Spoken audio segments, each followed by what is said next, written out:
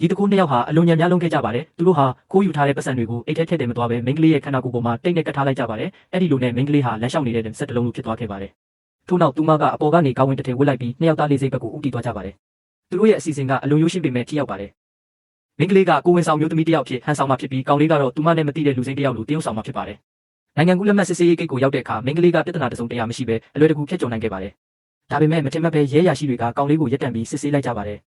အဲ့ဒီမြင်ကွင်းကိုတွေးလိုက်ရတဲ့မိန်းကလေးဟာချက်ချင်းထိတ်လန့်သွားခဲ့ပါတယ်သူတို့ရဲ့အကြံအစီပေါ်ပေါက်သွားပြီလို့ထင်နေခဲ့တာပါသို့တော့စိတ်ဖိစီးမှုအပြည့်နဲ့စောင့်ဆိုင်နေရတဲ့ခဏအကြာမှာတော့ရဲတွေကကောင်လေးကိုပြန်လွှတ်ပေးလိုက်ပါတယ်ဒါပေမဲ့အခက်အခဲဆုံးအဆင့်ကတော့ရှေ့မှာစောင့်နေစေဖြစ်ပါတယ်အဲ့ဒါကလုံခြုံရေးစက်ဖြစ်စစ်ဆေးမယ့်နေရာပါပဲမိန်းကလေးဟာအသက်ကိုအောက်ထားရင်းစကန်စက်ထဲကိုရှောက်ဝင်သွားပါတယ်အဲ့ဒီအချိန်မှာပဲစက်ကရုတ်တရက်အတန်ကျဲကြီးနဲ့မြည်လာခဲ့ပါတယ်